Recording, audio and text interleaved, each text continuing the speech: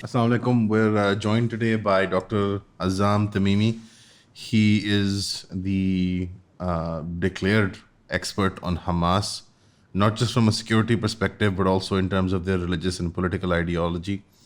He wrote a very groundbreaking book called The Unwritten Chapters, Hamas, The Unwritten Chapters. And I think it's very appropriate and apt, given the situation and the conflict that we're in right now, to ask Mr. Tamimi and for him to allow, for us to be and given a background of what the current Israeli aggression on Lebanon is and the future of the conflict. Because up till now we've received information about Gaza and the situation in Gaza, but why is the war spreading outwards, Sheikh Azzam? Well, Bismillah ar-Rahman ar-Rahim. The problem is with the nature of this entity called Israel. This is a settler colonial project that is incapable of coexisting peacefully with its surroundings, simply because it was created through aggression, and it continues to exist through aggression. So it's not just the Palestinians who are the victims of this entity, but the entire region, actually. The Zionists never cease to interfere in the affairs of the various countries, and they're always very eager to establish ties with like-minded people in the region, so as to prolong the current situation whereby dictatorships impose themselves on the entire peoples of the region, and where Zionist interests are served above all other interess. So it's Israel, actually, the mere existence of Israel in Palestine is a source of perpetual conflict. You alluded towards the fact that Israel finds its allies in the region with dictatorships like the Egyptian one, the Jordanian kingship, and that is how it pursues its goals further in the region, because it is born of a violent ideology which will not stop until it reaches certain ideological goals, and it ends up being a nuisance for the entire neighborhood. With the specific case in Lebanon, they almost seem desperate to pursue a larger, wider regional conflict. Yani with the pager explosions recently and the radio explosions recently, they're almost challenging the international powers, the order of trade, basic civility, international law. They're completely, challenging all the norms because they seem desperate for some kind of bigger conflict, some kind of greater conflict. Yeah, as I said, this is their nature. Their nature is that they are like a thug, a thug in a neighborhood. He simply lives and dies as a thug. That's that's the nature of things.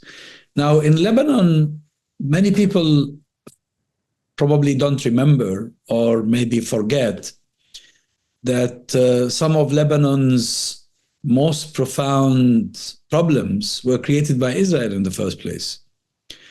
First of all, there are no less than 500,000 Palestinians who are refugees living in Lebanon, stateless, living in refugee camps, who are denied civil rights, denied basic rights, including the right to be employed in no less than 70 different professions.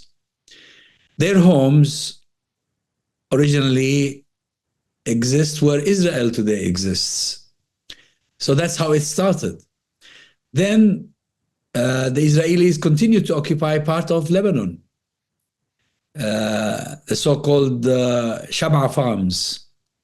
They also occupy the Golan Heights which overlooks both Palestine and Lebanon. They took them from Syria in 1967.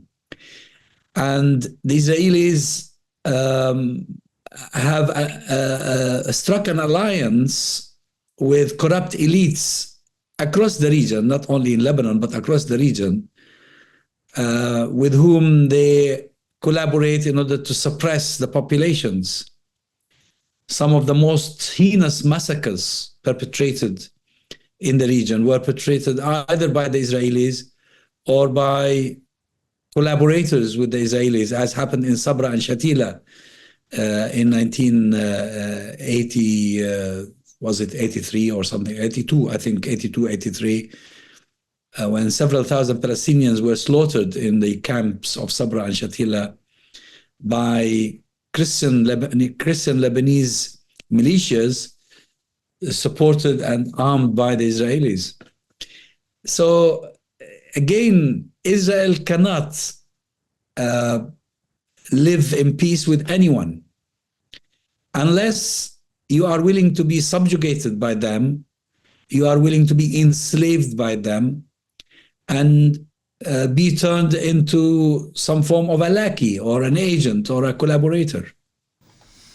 I mean, that's a very decent conflict. That's a very decent context for the conflict, and the troubles in Lebanon and the troubles in Syria have been primarily been caused by the Israeli entity.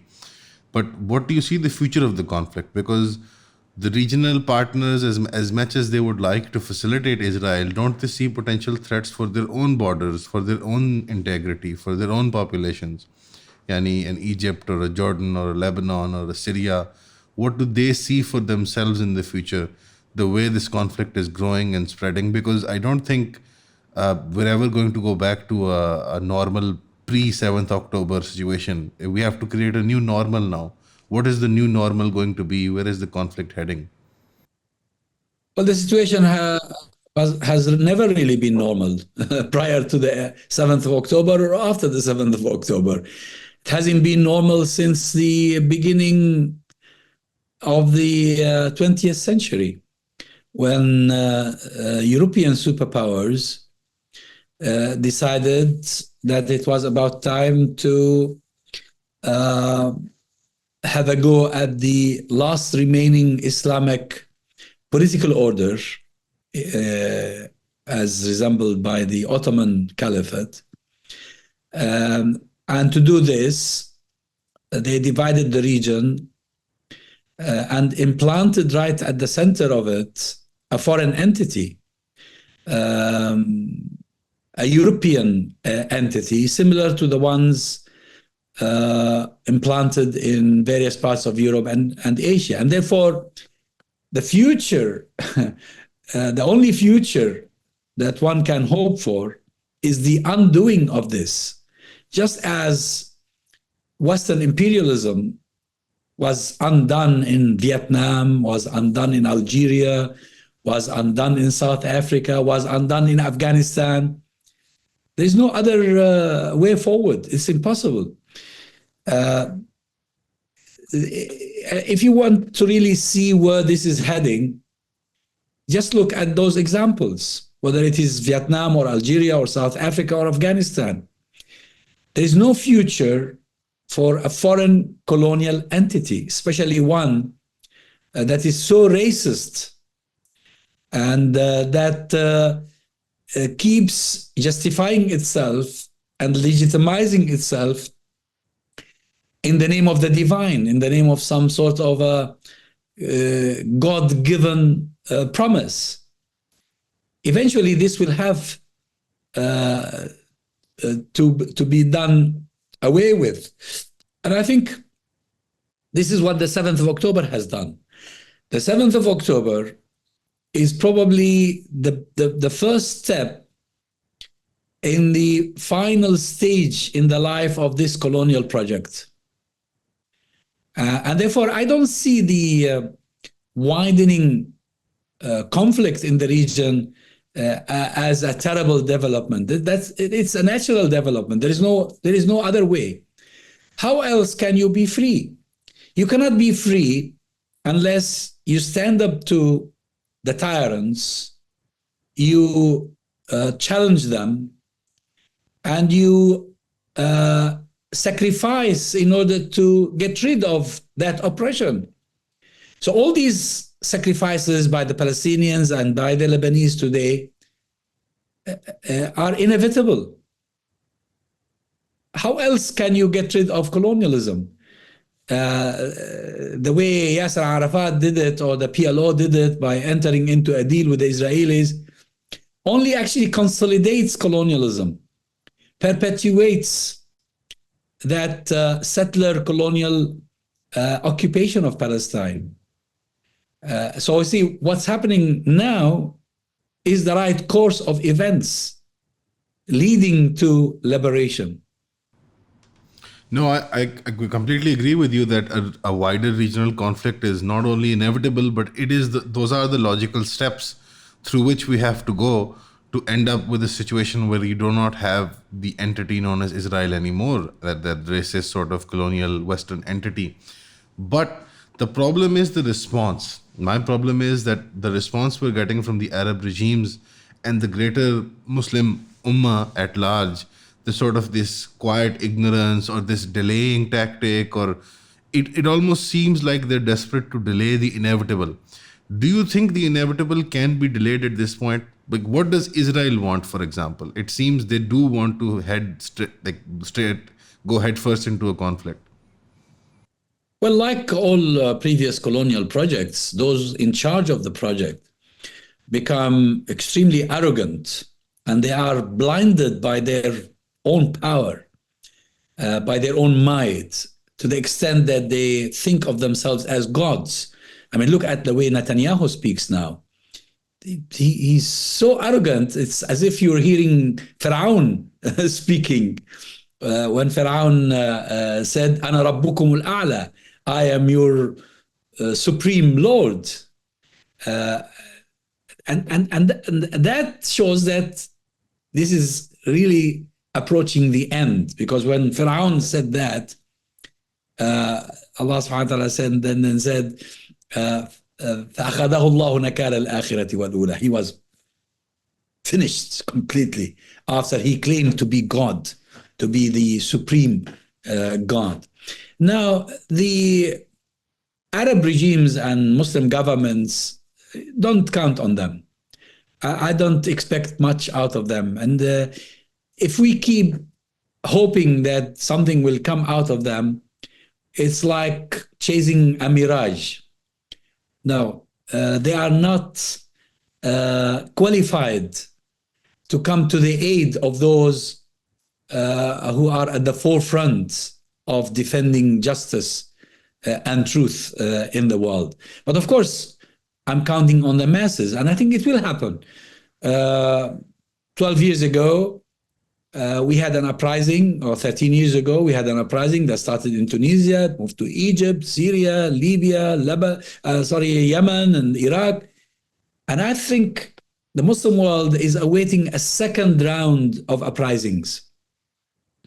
Not only just the region around Palestine, but the entire Muslim world, where oppressive, corrupt elites join hands with the enemies of the Ummah in order to maintain a status quo that is so suffocating every one of us.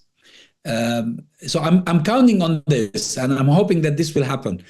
I'm also counting on world public opinion, which is changing, and is changing at a relatively rapid speed. Look at the universities in America, what we saw after the 7th of October across Europe. I think for the first time, we are seeing, for the first time since 1968, actually, we are seeing a global mobilization. This is similar to the mobilization that happened in favor of Vietnam, soon afterwards in favor of the struggle against apartheid in South Africa. And these students on campuses around the world, in a few years' time, they will be the leaders in their countries. They will be the decision makers. So don't look at the current moment of pain and agony and suffering. Look ahead, and you will see a changing world. No, I agree with you that the situation has changed, and we started with the problem of the caliphate. You started by referring to the collective problem that the Western world in the 18th and 19th century decided to topple the last vestige of any political structure that we had that was held by the office of the Ottoman Caliphate. And I think a full 2 centuries of being stateless or being in a modern, either in a colonial paradigm or in a modern nation state paradigm, the Muslim world has become suffocating. It has become, we have national boundaries that make no sense. We have conflicts that make no geographical or historical sense, both in the Middle East and in South and Central Asia, where the majority of the Muslim world is. And you're saying that what you're hoping for, what you're looking for, is the young people, both in the Western world and the Muslim world, right now, who are going through this pain process, who are going through this revolutionary process, and they will bring about the change which is on the horizon in the next 5, 10, 20, 25 years. But for the here and now, my question is, do you see the Arab regimes going back to a normalization process? Is this status quo for them now, or is normalization impossible for them now? I think the 7th of October has made it a lot more difficult for them. Saudi Arabia was about to normalize relations on the eve of the 7th of October. And probably had the 7th of October not occurred, it would have become famous for that so-called accomplishment. The Saudis and the Zionists going to bed publicly. Of course, they go to bed secretly, but they were hoping to go to bed publicly. I think it's becoming more difficult. And recently, the Saudi Crown Prince made a statement which confirms this. It's not really a new position which he expressed, but it's the old Saudi position since 2002, when the so-called Saudi initiative that became the Arab initiative was introduced. That if the Israelis are willing to give us a Palestinian state and withdraw to the 1967 borders, then the Arabs would recognize Israel's right to exist. This is the Saudi initiative. So he reiterated this position. That shows that, at least at the moment, it's very difficult for them to come out publicly with a normalization deal. Now things are rapidly deteriorating. The war is expanding into Lebanon. Who knows what will happen in the coming days or in the coming weeks. But I think increasingly this will put more pressure on these Arab governments, who are led by Zionists, by the way, because these Arabs are Zionists. They speak Arabic. Some of them probably go to Friday prayer or probably other prayers, but actually deep in their hearts, they are Zionists. Because whoever recognizes the right of the Zionists to occupy the Muslim land of Palestine is a Zionist. That's by definition. And with the passage of time, they've become so interlaced with Zionist interests that it is in their best interests for Zionism to remain successful, to remain dominant. Just like the Palestinians who composed the Palestinian Authority in Ramallah. It doesn't help them individually for the occupation to end. That's why they serve the occupation. They want the occupation to continue because all their privileges derive from the occupation. So the same thing applies to most Arab governments in the region. I think that's very well put, that similar to the West Bank and the authority there, which is a sort of outsourced colonialism, so are the regimes in the Muslim world at large, where they are Zionist at heart, because their benefits, their role in their geopolitics derive from the presence that Israel holds in the Middle East. I completely agree with that analysis, and I think that it's appropriate to say that we shouldn't expect much more from the Gulf regimes or the Arab regimes at large, and or the Muslim world at large in terms of governments responding. It is the populations that have been resisting, protesting, boycotting, fighting back, sending money, whatever they can do to help their brothers and sisters in Gaza and Palestine at large. Uh, with this paradigm understood, there's also this argument that you get from the left, the global left, the far left especially, as well as this idea of a anti-imperial excess of resistance power. It almost sounds funny sometimes, the Iran, Hezbollah, the Houthis in Yemen. And is Hamas part of this axis of resistance? What is the role of this axis of resistance, specifically Iran? I mean, it seems to me on the back end, in whatever diplomatic communications they have with the Americans are promising them the world to stay quiet. Yani the carrot and stick policy is, it seems to be working even after the shahada of Ismail Haniya and other such embarrassments for the Irani regime and the so-called axis of resistance. Well, there is an axis, of course, because it's the nature of things that if you are not part of the Zionist camp, then you are on the opposite side of that Zionist camp. And it is a realistic camp. I mean, the resistance in Palestine and in Lebanon relies primarily and principally, probably solely, on Iranian support. I mean, who else provides Hamas and Hezbollah with weapons and with money? It's just the Iranians. Nobody else is doing anything. However, the way I see the Iranians is much simpler, really, than some people think. The Iranians simply cannot do the things that people expect them to do. They cannot. Iran is under sanctions. Iran is surviving because there are a few channels open to it, especially by China, which imports much of its oil.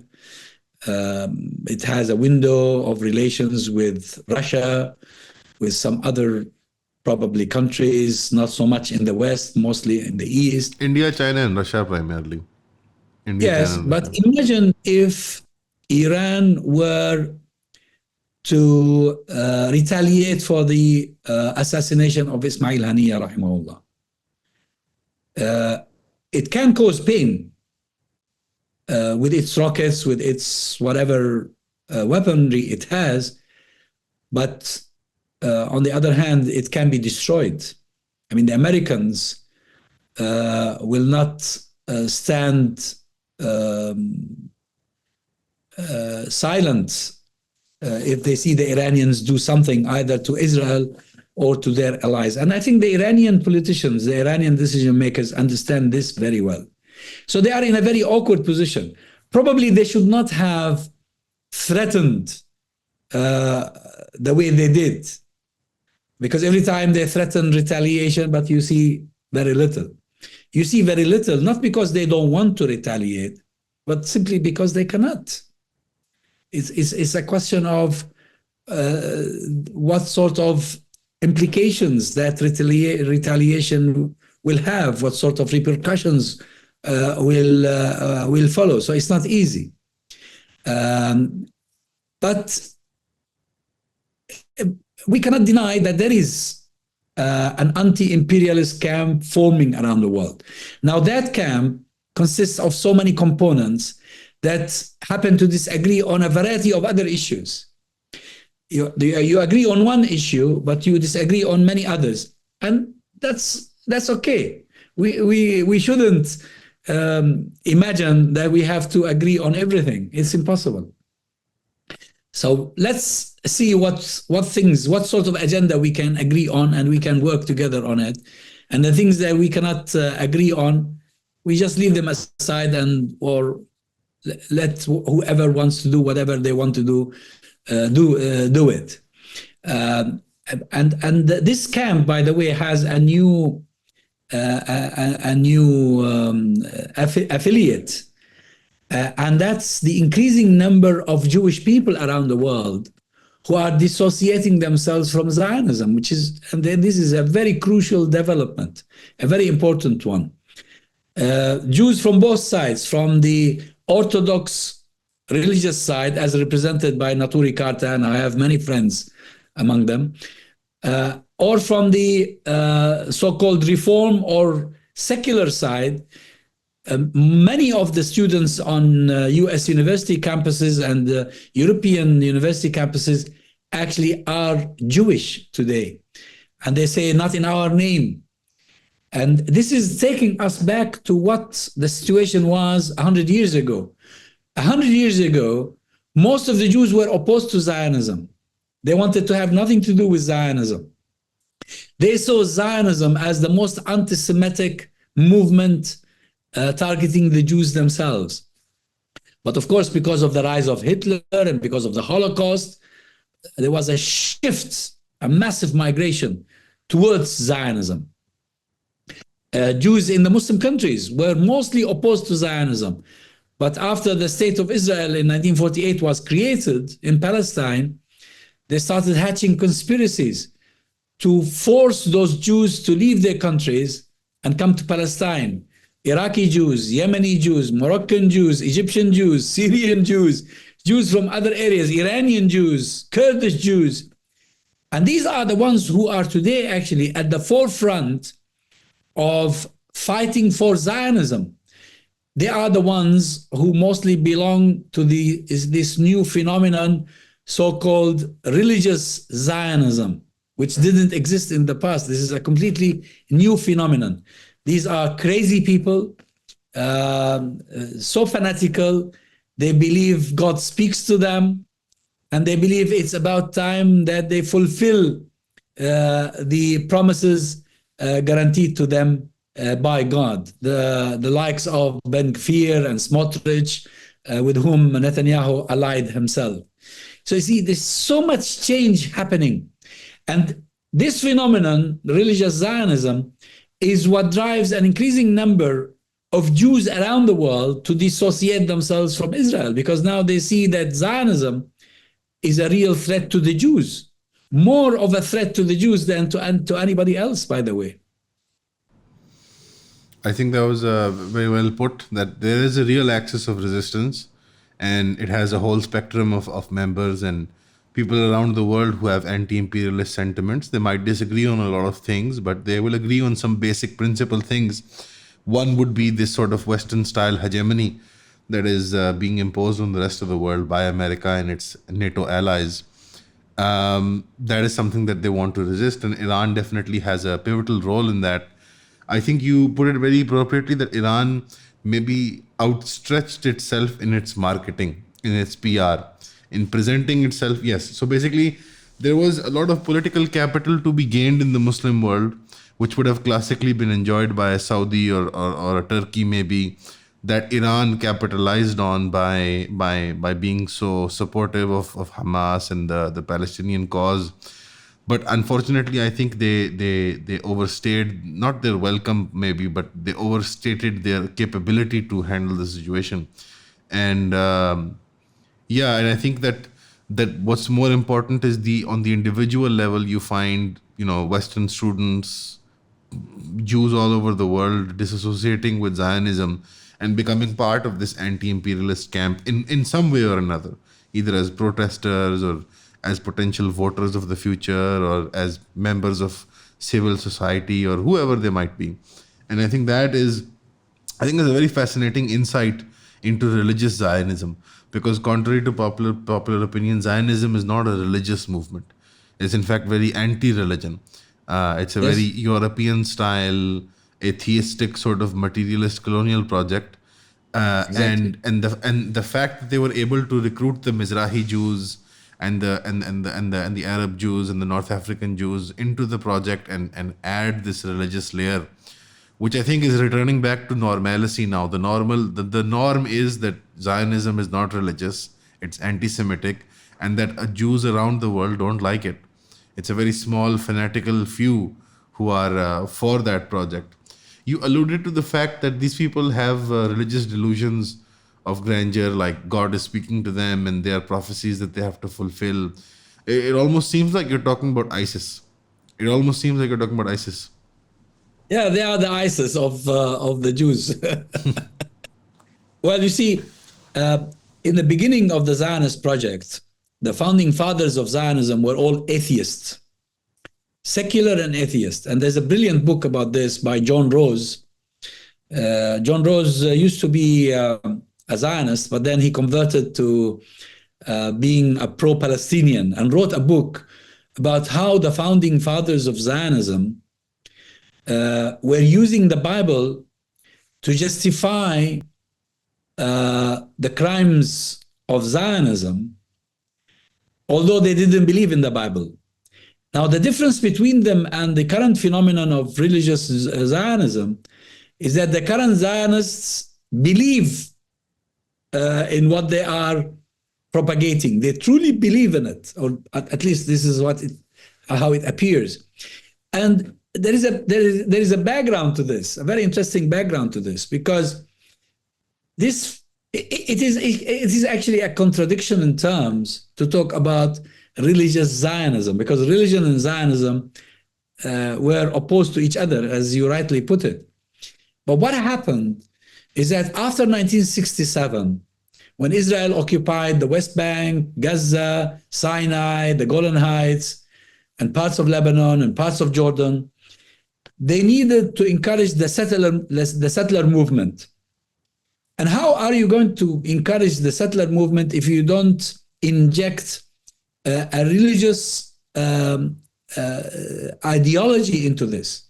You have to make them believe that God gave them the land so that they will come and steal it from the Palestinians, push them out, and build their own towns and villages on the land stolen from the Palestinians. So this actually was the seeds for this religious Zionism were sown in the land by the atheist Zionists who needed this as a tool, who needed to use this as a tool. And by the way, this is not something new. This has been going on throughout history. There's another book by someone called Michael Pryor. The late Michael Pryor wrote a book called The Bible and Colonialism, in which he shows how throughout history, the history of colonialism, colonial invaders, those who took America, those who took Africa, those who took Asia, and those who established the apartheid regime in South Africa, and those who established Zionism in Palestine, how they relied on the Bible to justify their crimes. This has been going on all along. And this happens in every religion. And you rightly picked that up. I mean, it's the ISIS mentality that you commit crimes and then blame them on God.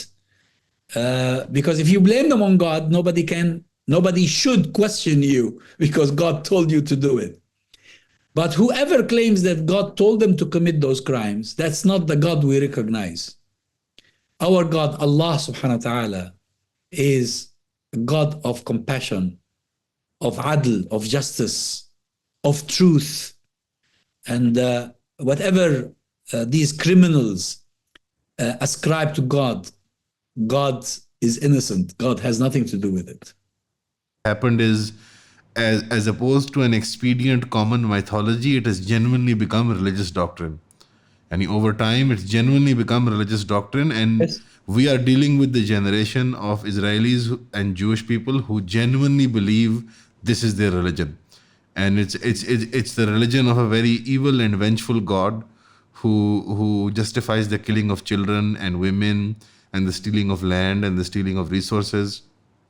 In fact, I think the brazenness is reflected very regularly in Israeli propaganda, where they have no self-awareness. Anyone from the Muslim or non-Muslim world, when they see Israeli propaganda, are shocked by the boldness and the brazenness and the complete lack of humility And I think it's a very fascinating analogy that you drew with Fir'aun. Yani, the fact that Netanyahu has started to sound like Fir'aun is essentially a lack of self-awareness. Yani, both of their technical capabilities and how technically capable Israeli in the Israeli military is, as well as of just as individuals, yani, what they are doing to humanity. In fact, the more recent pager slash radio attacks really they've completely tarnished Israel's image more than Lebanon or Hezbollah or the Muslim world. Yani, they've been shown to be publicly, internationally, a ridiculous people who cannot abide by international law, by the so-called liberal rules-based world order. They are the ones who are unable to exist or coexist in this paradigm. And I think that what it does is it exposes them in a way which is, I think, the damage is irreparable. So, for example, it almost seems to me that whatever political capital Israel has with the West, it's burning through very quickly, and it wants to burn through all of it before the elections, before the American elections. How pivotal are the American elections in shifting the, let's say, if you have a Trump or if you have a Kamala Harris, what would be the difference for the Palestinian cause, and how deep in trouble would be Israel in either situation? What do you think?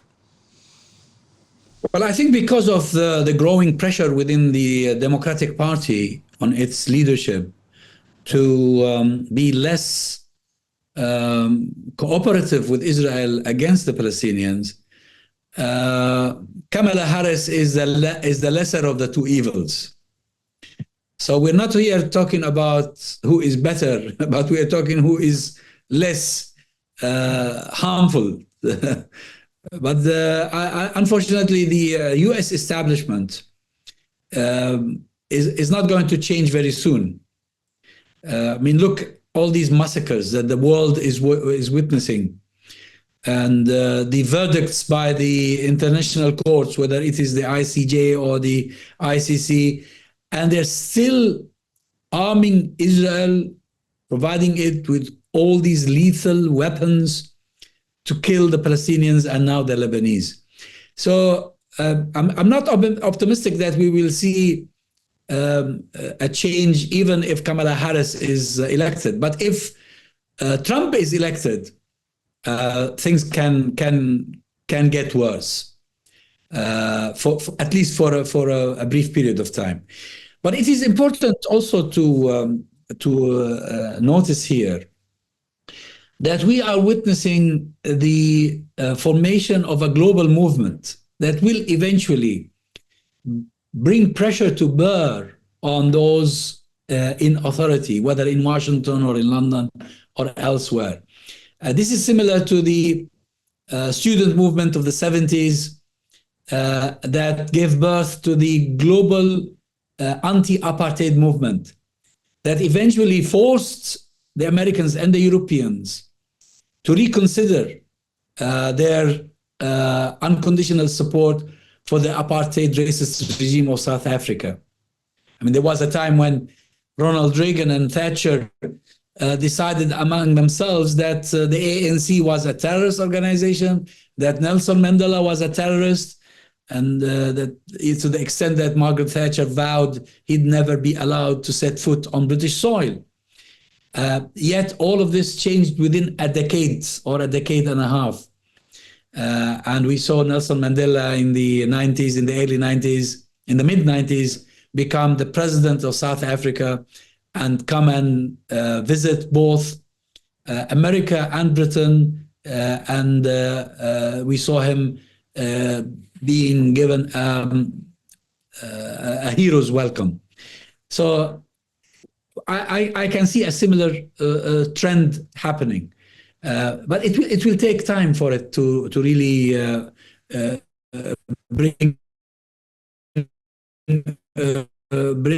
to come to fruition. Is what the Israelis are doing today, both to the Palestinians and the Lebanese. As you rightly put it, they've been shooting themselves in the feet constantly. They've been tarnishing their own image. The victims are no longer seen as victims. They are the oppressors now, because they've always claimed to be the victims. victims of anti-Semitism, victims of the Arabs, victims of the Muslims, victims of everybody else. That now the world can see how savage, how brutal, how inhumane this Zionist entity is. Even many Jewish scholars around the world are speaking in exactly the same tone that I'm speaking to you at the moment. So these are the positive signs. I think the Muslims in America have no choice, not just the Muslims and the supporters of Palestine have no choice but to continue to be active, proactive, participate in the elections, continue their rallies, continue their campaigns to enlighten the public about the truth. And eventually this will come to fruition sometime. I remember on the 7th of October, at least a couple of American writers who seem to have been interested in military history wrote about something that I don't remember hearing about before. And that is the Tet Offensive in Vietnam in 1968, which happened between February and August 1968. And there were some very striking similarities between the Tet Offensive and the 7th of October offensive. But it's not just the similarities that intrigued those two writers, but also the outcome. They spoke more about the outcome. The outcome was eventually the defeat of American imperialism in Vietnam, and they expected that the 7th of October had started the process that would sometime in the near future end up in the defeat of Zionism. No, inshallah, we can hope and pray, but also there are signs for what you're saying to be very accurate, because we see regularly in the in the footage that we get out of the Gaza Strip, in the ground-to-ground combat, the IDF, which is a superior force, well-equipped, well-armed, well-funded, is being embarrassed again and again by the guerrilla forces of the Hamas fighting arms, and the Qassam brigades, as well as the smaller groups who work in auxiliary forces. And you said that constantly Israel is shooting itself in the foot. So they're embarrassing themselves. So, for example, the myth of Israeli invincibility has been broken. There was a myth of Israeli invincibility and how competent they are and how good at espionage they are, and their military is unstoppable, and the Iron Dome is impenetrable. Iron Dome penetrated, intelligence failure on 7th October, ground-to-ground combat, they're constantly being beaten. Internationally, they always have had the victim card. You talked about that. Even the Holocaust narrative, which is incorrect historically, but even the Holocaust narrative is being challenged. Although that is unfair and anti-Semitic, but even that narrative is being challenged at the base level. So on all these fronts, it seems that they are losing the long-term war, even if they might be winning a smaller battle in the immediate sense. Given all of this, the leadership that they have, people like Netanyahu, why are they looking at Trump? Why do they want accelerationism? Why do they want to accelerate the violence and further damage the cause of a potential future for Israel? And just from a nationalistic standpoint, is it just political greed and expedience and get away with corruption charges and judicial reform and that kind of thing? Or is it something much deeper, much more spiritual? Well, I think it is all of this. I mean, they are first to start with. They are like-minded people. I mean, who is Trump? Trump is one of the most corrupt individuals on the face of the earth. And who is Netanyahu? Netanyahu is being tried, or was being tried actually until this war started, for corruption charges in Israel itself.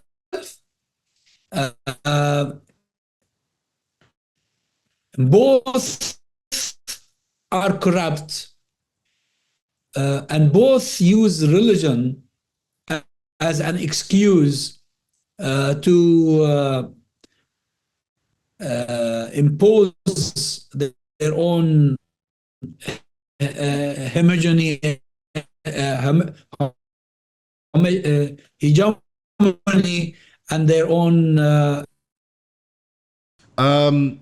So yeah, we can continue off where we were talking about. You were mentioning that the both Netanyahu and Trump are very corrupt people who use religious rhetoric to justify their hegemony within their countries. Indeed, indeed. And not only Trump and Netanyahu, this is a club now. This is a club that includes some Arab leaders. People like Sisi of Egypt, Mohammed bin Zayed of the UAE, Mohammed bin Salman of Saudi Arabia. They are all Trump fans and they wish for Trump to succeed. So this is a whole community now. This is the funniest thing I saw. There was a conference in the UAE, and Tucker Carlson, a famous journalist from the Fox News, was invited there. Now I think, has a separate own setup, separate from Fox News. And in some discussion panel, he said, Mohammed bin Zayed is like the Solomon of our times. And it's a very ridiculous sort of nexus that is developing in between America, the Middle East, as well as in Europe, with characters like Macron and the Italian Prime Minister. What is her name? The Italian woman. What's her name? The Italian Prime Minister. Her name's skipping me completely. But there's 5 or 6 of these characters. You're right. It's a whole nexus between the Middle East and America and Europe, where they are sort of internationally supporting each other. Yes. And Modi from India is also in this nexus, by the way. He is the worst. He's the worst. He's a fanatic, racist. So he's a terrible character. This is every time. Absolutely absurd character. Exactly. Do you think that? So you specified this, and then I think we'll end on this, and then we can go into the segment which is more private, which is only for our paying members, and then we can talk in detail about the Hamas and the situation on ground. Which is that in America, it might not be that in this elections, Palestine is the deciding vote. It is the main talking point. But the people who have gotten involved in the activism right now, it's their job to make sure that the upcoming elections and subsequent elections after that slowly turn towards the Palestinian cause being a central discussion point and being a deciding factor in the vote. That's not the case in Europe. European Muslims especially enjoy a much more liberal, much more open environment where people are not so propagandized by Israel. When we talk about the UK or France, maybe, what do you think can the Muslim expat community from all over the Muslim world do in Europe that is better? So in America, lesser of two evils, vote for Kamala Harris, go to the rallies, keep raising the issue of Palestine. What about in Europe? What can the Muslim community do there? Well, I think in the UK it's very similar to America. We had to choose between two evils, because here also the Conservative Party and the Labour Party, who are the two major parties, one of them will end up forming the government, are both led by extreme Zionists. However, what we noticed in the recent elections in the UK is that the pro-Palestine movement had an immense impact in that they cost the Labour Party some of its traditional constituencies. The Labour Party, because of the position of its current leadership, lost several seats. And those seats were lost either to Muslims or pro-Palestine candidates. So yes, in the UK elections and in the French elections, Palestine was a factor. It played a part, and I think it will play bigger parts in future elections as well. No, I think that was very aptly put. Now we're going to make an announcement, both for you, Sheikh, as well as for the audience, that anyone who wishes to watch the second part of this interview will have to buy our membership, because unfortunately you can't put this kind of content in public. We've already been demonetized once on our main Urdu channel. We had an interview with we had an interview with Khalid Kadumi, you know, the representative in Iran. Yes, yes. Yeah. He used to be in Pakistan. Yeah. When I visited, he was a student. Yes, he speaks Urdu. His wife is Pakistani. He speaks Urdu very fluently, and he's very desi. He's very Pakistani. So we had him over and on our main channel in Urdu, but unfortunately, it was reported and the YouTube took it down, and it became a whole thing, and the whole channel got banned. And so, any further discussion will be behind the paywall, guys. It's not very expensive. You can pay for the subscription. It's only 3,000 rupees. And now, Sheikh, you can be very open in your discussion, and we can get to the real meat and potatoes of the subject.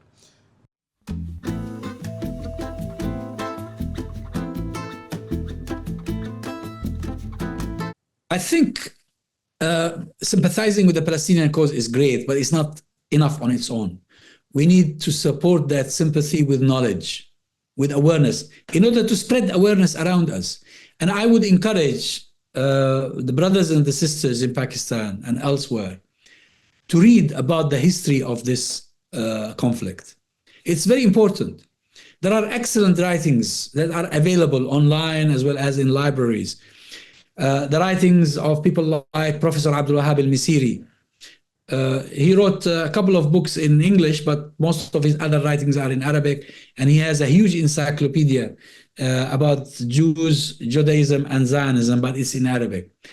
But there are also the writings of people like Ilan Pape, Avi Shleim.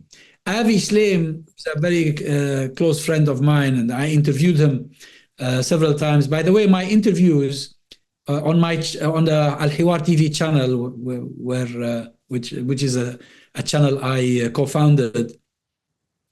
I have interviewed several of these people in English with Arabic subtitles, and people can access them. There's we'll link them. We'll link them all. Avi Shleim in particular, I interviewed him about the Balfour Declaration. I interviewed him about other things. I interviewed him about his several books, but also I interviewed him about his most recent book, which is his autobiography. The title of the autobiography is 3 Worlds, Memoirs of an Arab Jew. And he explains how the Jews of Iraq were driven out of Iraq, not by the Arabs, not by the Muslims, but by the Zionists and their collaborators. So I would encourage people to read plenty of good references, so that when you talk to others, you support yourself with the facts of history. History is very important. If we learn history, we will understand what's going on today, and we will be able to know, or not know, but at least to expect what's likely to happen in the future. Learn also about similar conflicts. Vietnam, Algeria, South Africa, Afghanistan, they're all very important, because in every one of these cases, the end result was the same, the defeat of the colonial powers. So knowledge, education. Thank you, Dr. Saab. Dr. Azzam Al-Tamimi, thank you so much for your time. And hopefully we can sit down and ask more direct questions next time, inshallah, from the audience as well. And we can continue these discussions. Thank you so much for your time, sir. Assalamu alaikum. Thank you. Thank you for having me. Thank you.